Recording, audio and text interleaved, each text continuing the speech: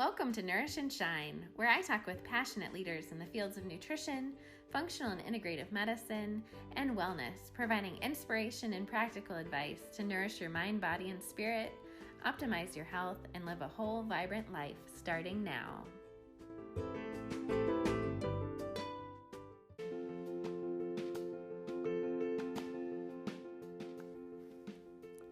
The Nourish and Shine podcast is provided for educational and informational purposes only, and it is not medical, mental health, or healthcare advice. The information presented here is not intended to diagnose, treat, heal, cure, or prevent any illness, medical condition, or mental or emotional condition. Please make sure you consult with a trusted healthcare professional before you make any changes.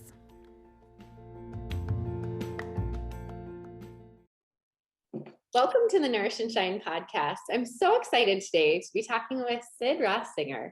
He is a medical anthropologist, as well as the director of the Institute for the Study of Culturogenic Disease. Welcome. And you are also author of the book, Dressed to Kill. So I'm so excited to have this conversation with you today. I heard you on another podcast and reached out because it was something I think we don't talk about enough. And it was a lot of information I hadn't really heard before. So first, I'd love for you to tell us just what is applied medical anthropology and how did you get interested in that? Well, it's nice to meet you. Thank you for having me on. And well, what I do is I have a background in medicine and anthropology and in biochemistry, and I use those to try to understand how our culture affects our health, for better or worse. And a disease caused by the culture is a culturogenic disease. And obvious ones are like alcoholism and smoking, and there are other less obvious ones, but they are when you think about it, like what tight shoes do to your feet. We discovered what tight bras do to your breasts. And the list goes on, the chemicals, pollutants in our world, the plastic residues, how that affects our bodies. These are all culture-caused diseases. Even stress in your daily life is a culture-caused problem, and that leads to disease. So by looking at this cultural factor, we try to figure out the cause of these problems, which medicine often ignores causes. They try to just treat symptoms and control the disease process if they can biochemically. We try to figure out what are you doing that could be making you sick in the first place. And then you could stop doing that and your body knows how to recover, typically. So you have to remove the cause before you can really recover anyway. If you're treating something on and on and on and you're continuing to cause it with some unconscious behaviors you're having because you were trained to be that way, then you're never going to get better. So the real secret is to finding out what's causing this. And the majority of the time, we're doing it to ourselves. Our bodies are pretty much made to be healthy and can sustain a huge amount of insults. But when we interfere with its functioning by our culture, we stop those mechanisms from working. So we study that, and we've made some tremendous discoveries. The upside is you could change these things. These are in your control, and you could test them on yourself because these are lifestyle changes. So it's up to you. The downside is they're embedded in the culture. So changing some of these things is difficult, and there are defensive industries that make products that might be harming people, that try to keep people using their products and find this information threatening. So you're dealing with the politics, which is another culturogenic issue, the economics of the way our culture works. We accept products before we know they're safe. We do things like 5G that people are worried about. I'm not saying it's not safe. However, we're going to be accepting it, and it's an experiment to see what happens. So our culture promotes technology before we really know what impact it's going to have on our health. And then when you find that impact, you can have a hard time trying to get rid of that cause because it's embedded in the culture, making billions. So we end up getting a medical system that treats those problems and makes a lot of money treating them and has no investment in stopping these cash cow problems caused by the culture. So that's where we come in, and we try to educate people and empower them to do what they need to do for themselves and see if this is relevant to them. So many things there just ring true with me. And I know functional medicine, which is what I really am into, is really looking at the root cause of disease. And I think that's much of what you're talking about too, is, you can treat symptoms but that doesn't tell you what is the cause. And I think that is so powerful when you can actually go upstream and think about how do you change the cause versus just treating the symptom.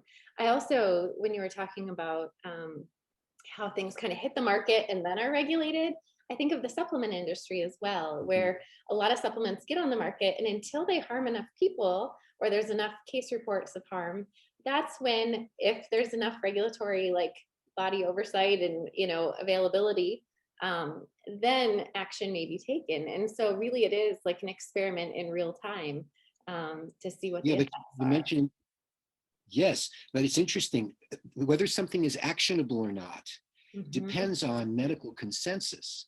And if one paper is done, which could be funded by the industry that's being under attack, that casts any doubt on the conclusions, and it's not like unanimous, then they won't regulate it.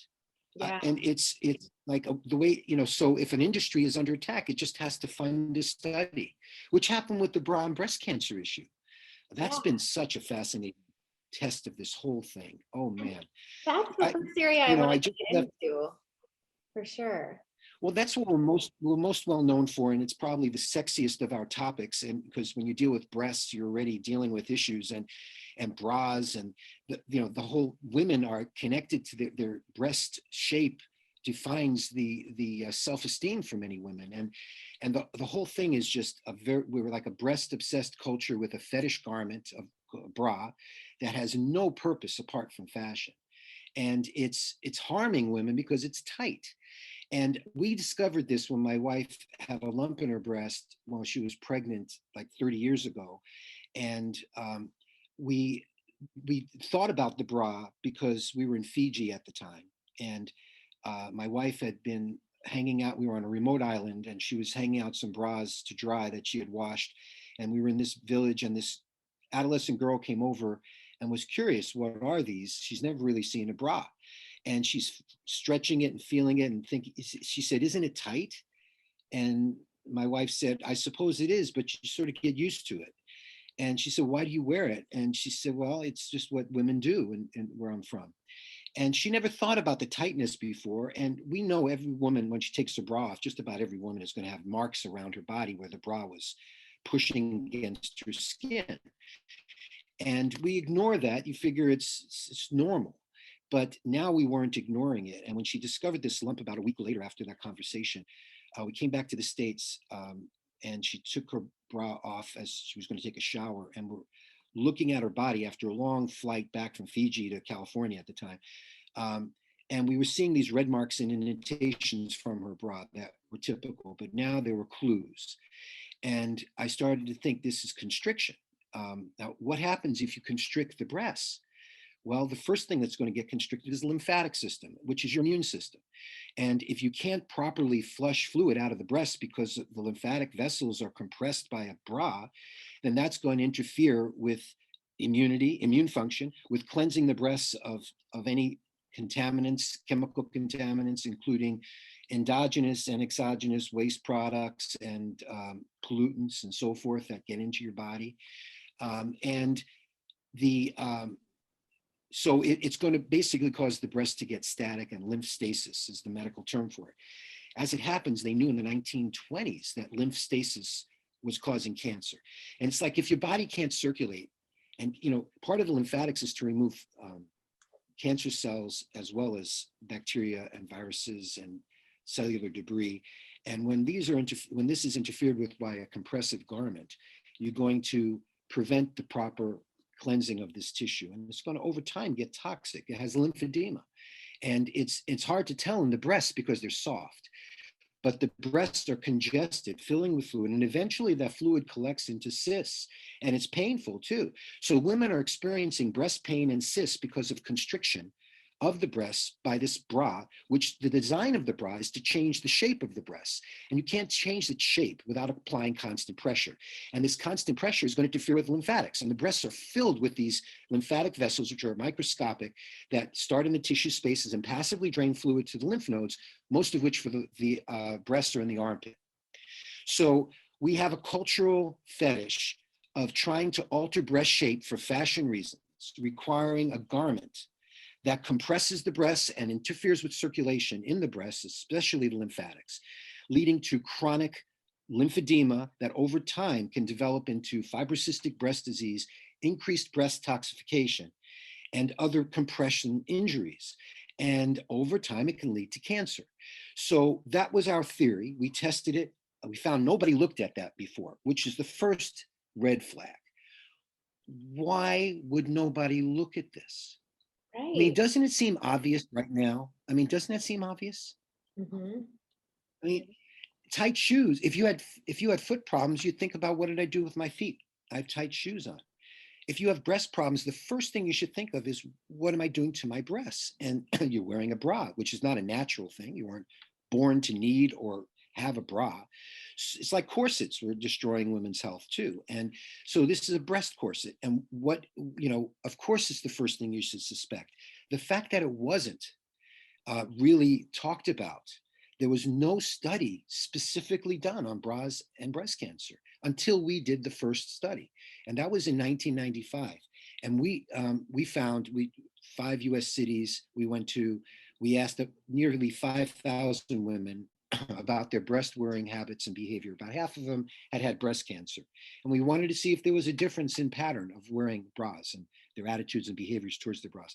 And we found an amazing conclusion was that the tighter and longer the bra is worn, the higher the risk rises. And bra-free women have about the same risk as men for breast cancer.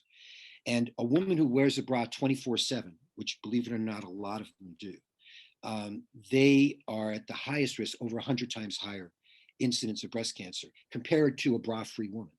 So here you have like a cause, lymphatic impairment by a tight garment, causing this congestion, lymph stasis, which is associated with cancer. Um, and yet you have to now tell that to a culture that is so conditioned to wearing bras, especially in the 90s when we discovered this. Now bra free is more popular and fashionable, partly because we've been doing 25 years of warning women about this. And now there have been dozens of international studies on the bra and breast cancer link confirming that it's causing breast cancer.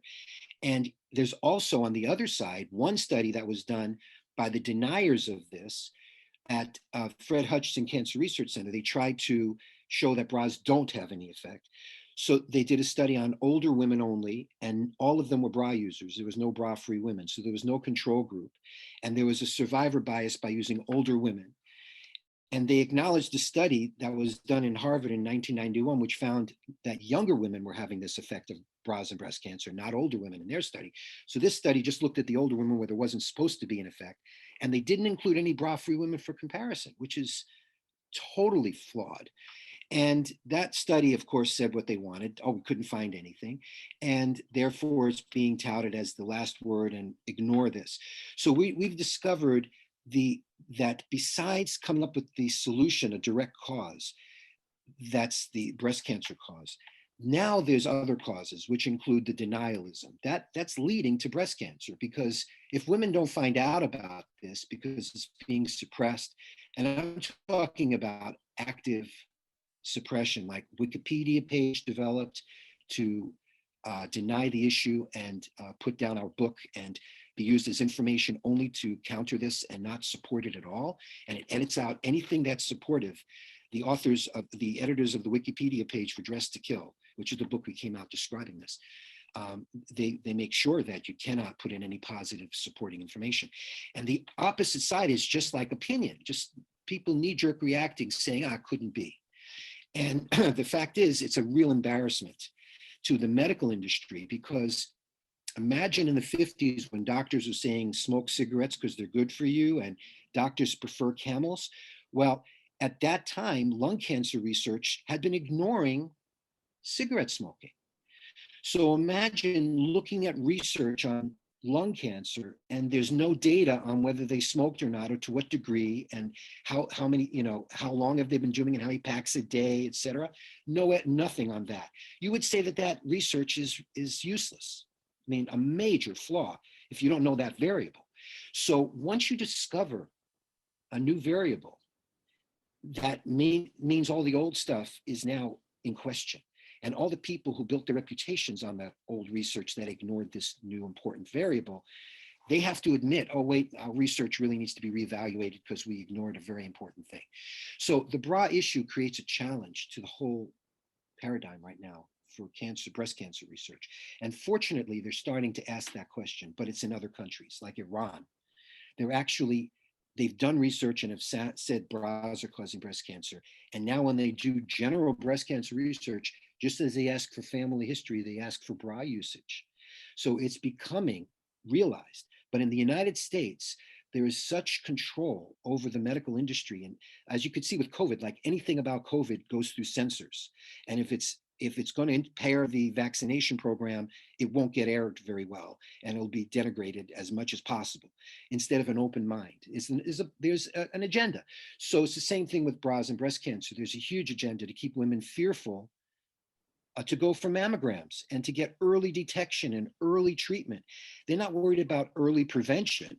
They want detection and treatment, which means you already have it. And they don't want to admit they've ignored the bra. So we've seen how from firsthand, and I'm talking about personal attacks on us and censorship and intimidation and buying off people and the whole thing. And I even spoke with the American Cancer Society about this directly with their director of communications. And he was telling me that they don't want to take on this responsibility to accept bras and breast cancer because there's going to be a huge backlash. They don't want to make enemies with the bra industry. There's a huge bar, they said, for this. Some things they'll approve, they'll admit causes cancer with one study. Night shifts causing cancer, he told me, they concluded that with one study. And yet they're going to want like a zillion studies on bras and breast cancer before they even want to admit it's a legitimate subject. But so they don't even want to say maybe this needs more research. And that's because it's affecting the entire cancer research industry to admit they overlooked the bra. So that's my lesson of, it's amazing how it works and doesn't work for women, so especially. Interesting to me because, I mean, if you think of it from a health perspective, like what is the health benefit of a bra?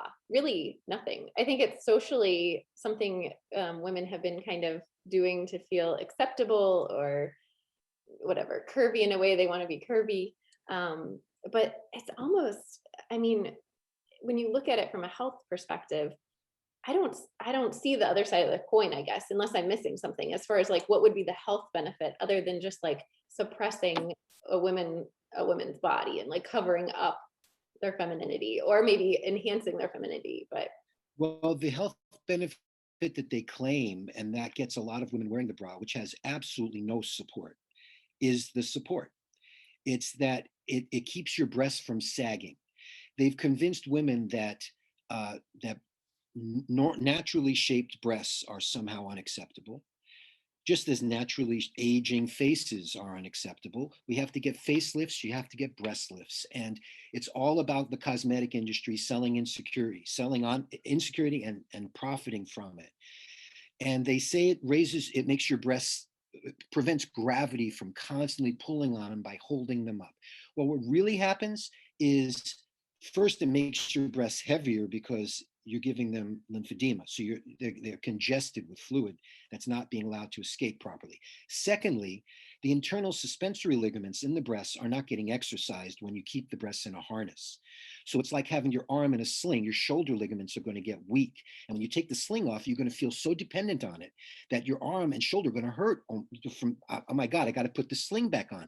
And some women are so conditioned to and reliant now physically on the bra for artificial support that they actually say they feel pain when they take the bra off because their breasts aren't used to carrying their own weight and the extra weight of all the fluid caused by the bra.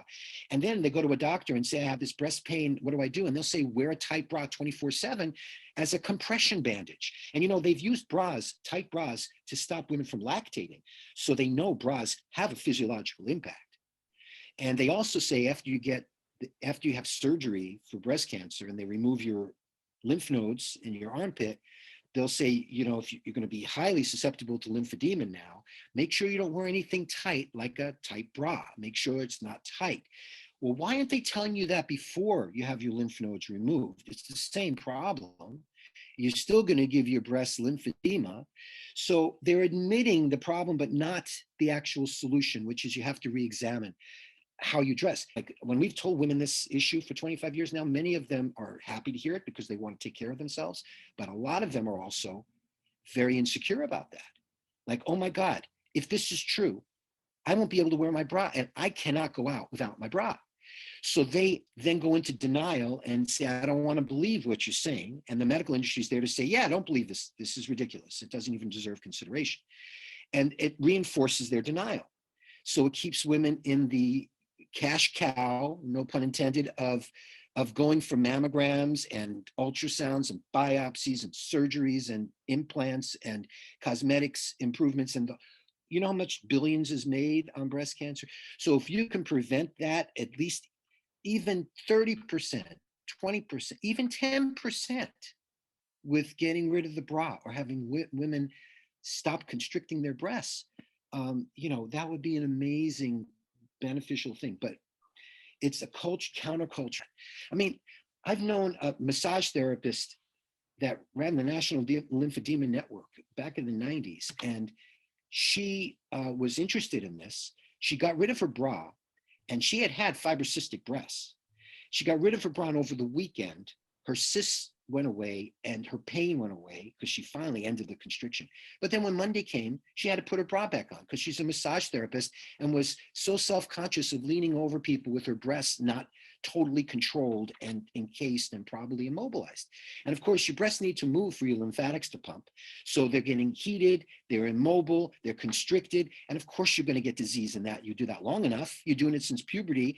After 40 years of that, what's going to happen, right? So she knew it and she had to put it on because she thought a professional look required wearing a bra.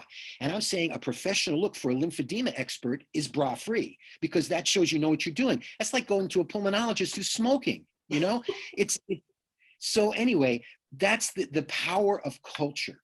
It defies reason, and people aren't rational, they're rationalizers. They will rationalize anything to do what makes them the most comfortable. And if society is making them more uncomfortable bra free than bra, they'll wear the bra even if the bra makes them uncomfortable and they have to rip it off at the door when they get home.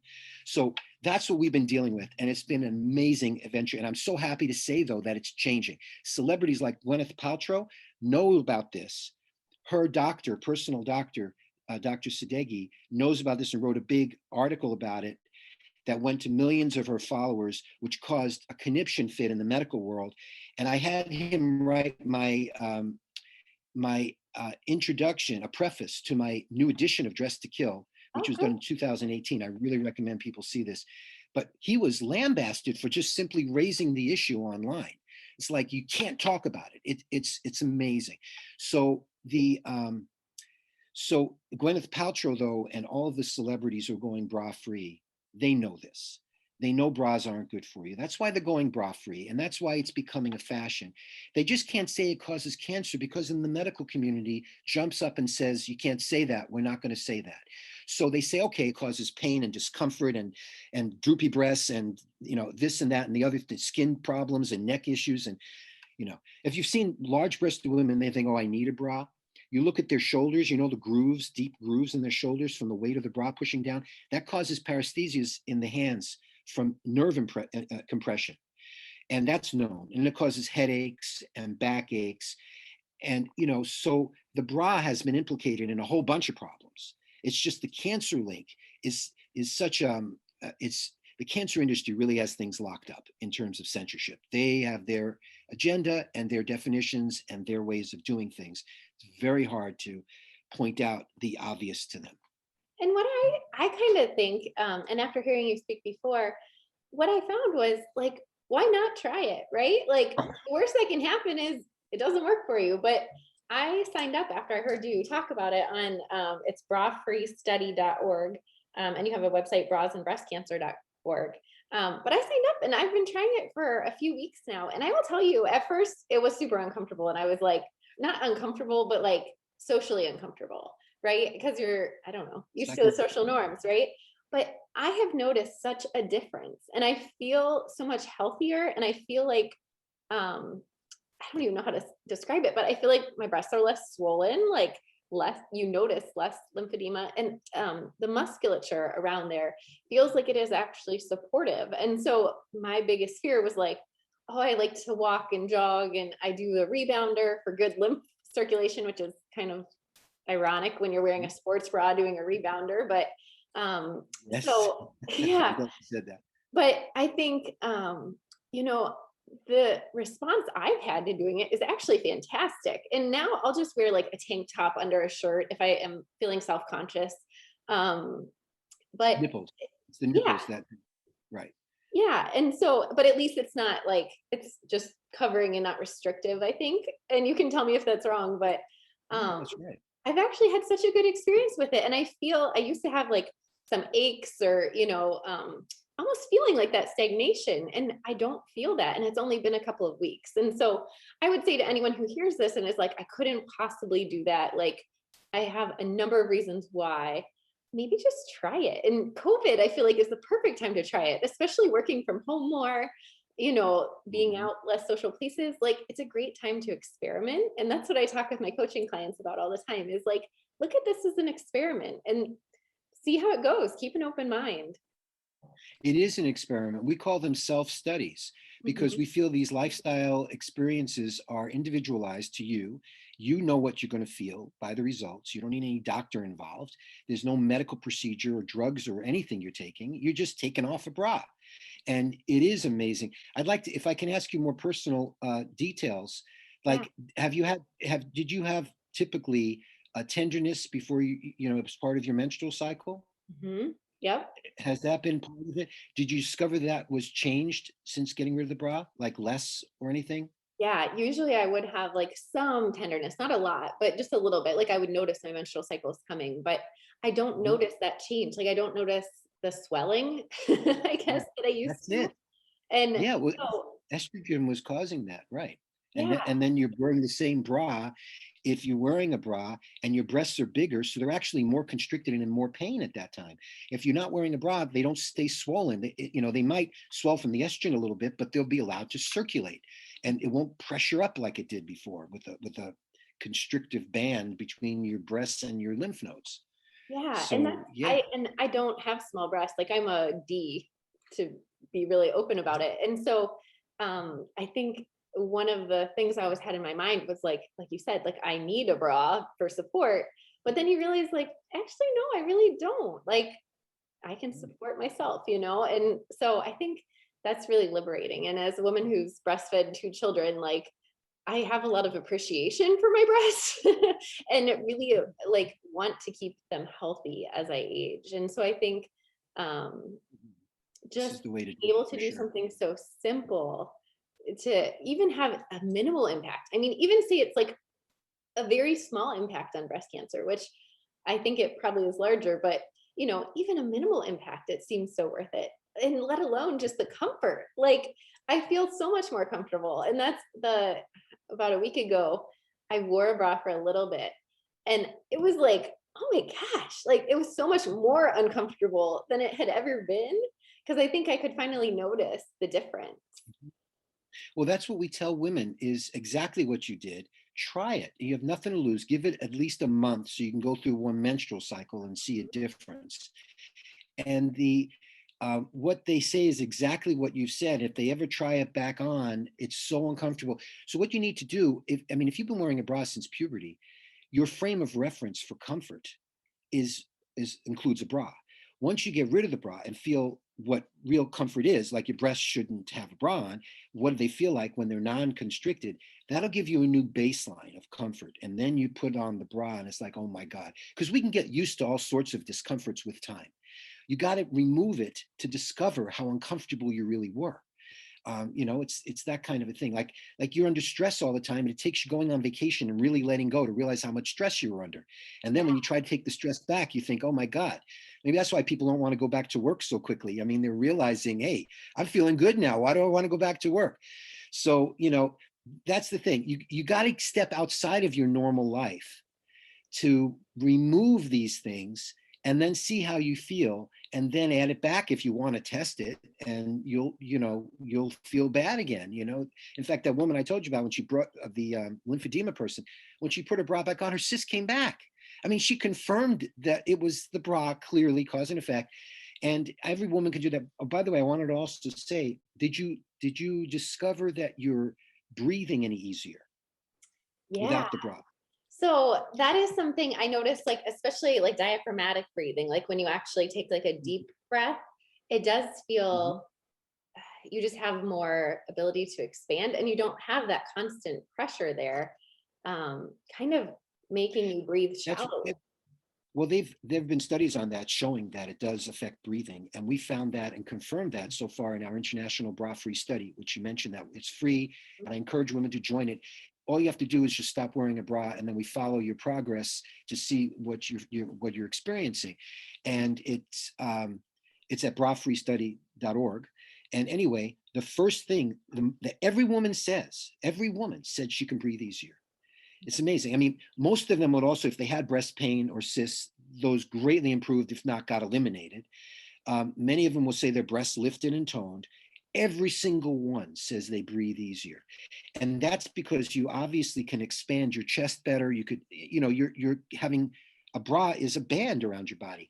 Interestingly, there were studies done that show, this is out of Japan, that tight garments, and they tested bras, interfere with the sympathetic nervous system and the parasympathetic. The autonomic nervous system is impacted by having these tight garments, and it raises core body temperature, reduced salivary melatonin, um, it slowed digestion. It actually also affected menstruation. And interestingly, I've run into some women in the study that said their menstrual cycle normalized once they got rid of their bra. So it's actually, and I'm trying to make sense of that because I'm thinking the compression, why would it, it's on the outside of your body, how would it get your autonomic nervous system so effectively? But what I think is happening is the the fact that you have an uncomfortable band around your body that is harming you in a small way. I mean, it's, if you left that on and didn't take it off, eventually it would cause necrosis. I mean, would break down from constant pressure. So your body knows it's in a situation that's non-sustainable. It has to end this. And I think it's a stressor. It's like a subconscious constant stressor. And if you went over to a man and you put a bra on him and he's never used to wearing it, I'm sure it'll affect his blood pressure and his everything, his consciousness, he's going to be stressed having this tight thing on. It's affecting his breathing. He's thinking about it, so he'd be aware of it and will probably rip it off. But if you're not thinking about it, it doesn't mean that your body isn't aware of it. Your body has an intelligence and an awareness on a subconscious level, and we consciously subvert ourselves. We get distracted and we don't think about it, and we put up with it. Like, we pride ourselves on our ability to ignore our body. Our body might be telling us you need sleep. We pride ourselves on staying awake. It might say, you need to eat, and we won't eat because it's not convenient, or you need to go to the bathroom. I can't go right now because I'm at a meeting. I'll hold it in. All of those things affect your health, and it's not allowing you to live naturally. Our culture gets in the way, and the more it gets in the way, the more problems you'll have. So anyway, that all feeds back. I'm so glad you've done the study and are in Yeah. it, and stay in it. You'll be one of the people in 20 years. You'll be in this group, and you'll be the ones that have perfectly great breast health. I hope so. I wanted to talk about some of the other areas you're studying as well, is hot flashes and menopause. And from the medical anthropologist perspective, what are your thoughts on that? Well, I actually did a study on this, and it was called the Menopause Relief Project. As a culture, are kind of sweat phobic. There's a lot of antiperspirants. So people don't want to sweat. So if you don't sweat, you're also hampering that form of elimination. So we theorize that if women are having hot flashes and sweats spontaneously when they're in menopause, it could be because bodies are trying to eliminate. And sweating, it makes it sweat. So, if so, we thought, okay, if we have these women sweat in a steam room or sauna on their own, schedule, they can then get out whatever they need to sweat out at their own convenience, and they won't need these spontaneous sweats to eliminate. And so we did this study in Victoria, British Columbia. We called around and got some women health clubs to offer free passes for participants in the study to take sweat baths, steam, either sauna or steam, and just the body sweat profusely. And they did this daily. And after about 4 weeks, they stopped having night sweats for the women who could stand it. And some women are like, I can't stand sweating. I'm not doing this. I just don't like getting overheated. So, you have to enjoy sweating enough to make yourself sweat. But you want to sweat when you want to and not in the middle of the night or at a meeting or whatever. So it becomes a convenient way to eliminate. Does I that own sound? a sauna and I love sauning, but I do it maybe 2 or 3 times a week at the most because I feel like otherwise I do get overly dehydrated. But I can imagine that a lot of women who have had hot flashes or are having hot flashes think that sounds horrible to sit in a hot room and sweat, right? And so, what sort of dropout rate did you have in the study? Because you said not all women could tolerate it, but then also, overall, how do you have any sort of percentage? Like, how much did it reduce night sweats? And then, what was the feedback from some of the women as far as tolerability? Well, I'd say about 30% dropped out. And it was a small study. I really can't draw any major statistical conclusions. I mean, my way of approaching studies is I have people do self-studies, right? Like I said, so they're really doing their own study. And if the results are encouraging and they seem to support the theory that explains it, it's not just like correlation out of nowhere. These are like a theory. Let's see if this works. And if it does seem to work, we then write about it. And I wrote about this in our book, Get It Out, which was about a whole bunch of elimination problems. Other thing that we came up with that you might have heard me with the Wellness Mama is the thyroid and Mm-hmm. its relation with your Yeah. voice. Your thyroid organ, which vibrates, and there's numerous studies that show vibrational injury to the thyroid in loud workplaces like big loud factories. The vibration vibrates your thyroid, the noise, and it actually could damage your thyroid. And now in space medicine, they're confirming what I've been saying. They're finding you need vibration and gravity for the thyroid to work, for many organs to work. We were designed in a gravity field with vibrations. And why would your thyroid be right on your voice box where you're talking and vibrating it like crazy? Why not put it in your abdomen or protect it in your chest somewhere else? Why is it right here on your voice box, right on your neck? And as you're talking, if you were to put your fingers right near your throat, you'd feel what kind of vibration your voice box, your thyroid is getting. Obviously, that releases thyroxine. Massage therapists know you can manually make the thyroid release thyroxine, so they have to carefully not massage the throat of people who are hyperthyroid. So we found that if you yell, if you're doing a lot of yelling in your life recently, you can overstimulate the thyroid and have temporary hyperthyroidism. But if you stop yelling and give your thyroid a chance to heal, it may go away by itself. And in the other direction, there are a lot of people who used to using their voices, singing, regularly using their voices. And then something happens in their life, some strange life event, depression results, there might be a divorce or illness or whatever. And they stop talking and singing and they become hypothyroid. It's like they've understimulated their thyroid. And obviously the feedback loop with the brain and the hypothalamus with thyroid stimulating hormone and the feedback loop, that's a classic thing you learn. I'm sure you know it really well too. I learned it in biochemistry. It's like the first feedback loop they knew. But then they figured there's nothing else that stimulates the thyroid. It's purely a matter of a brain thyroid axis. No, it's also vibration from your voice. And I think you get set up in early life with the right balance of TSH and vocalization for you. And then as life changes, if there's some adaptability in both of those. But if you stop talking, you'll have to have more TSH to stimulate your thyroid, but it'll have limits because it's used to a certain amount. It got set with a certain parameters. And if you exceed that parameter on either side, over vocalization or under vocalization, then it's going to affect your thyroid function. So if you used to sing, sing again. If you're used to being a quiet type of a person, but you recently have been through like some divorce or something where you've been yelling and screaming and getting all upset. I mean, they've found that agitation in your life, stressors like that increase the incidence of hyperthyroidism. But they don't think of the mechanism, and the mechanism could be because you're yelling when you're stressed out. You're using your voice more than you may ever have used it before, which is going to overstimulate your thyroid. And then you're going to have these symptoms of hyperthyroidism. And it makes me think of Ayurveda too. And so from a cultural perspective, Ayurveda and chakras and all those things talk about like the importance of the throat chakra and expression and using your voice. And I think it's interesting that you put it into the context of using it to the appropriate level for you, right? So it's not just like excessively using your voice or like overexpression, but like appropriate expression to find that like homeostasis. Yes. So I think that's super interesting. Our own best guides and doing self-experiments and listening to your body and tuning in can be so powerful. So thank you so much for being a guest on the Nourish and Shine podcast. Where can our audience find more about you online? Well, you can join the International Bra-Free Study at brafreestudy.org. You can see more about bras and breast cancer at my website, brasandbreastcancer.org.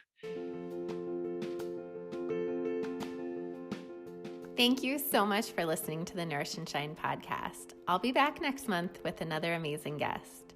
If you enjoyed this podcast, please make sure to leave me a ratings or review on your favorite podcast listening platform. Also, check out my website. It's amysapola.com, where I offer one-on-one packages, online courses, and group classes. I'd love to connect with you on social media as well. You can find me on Instagram and Facebook. Until next time, may you be nourished and well.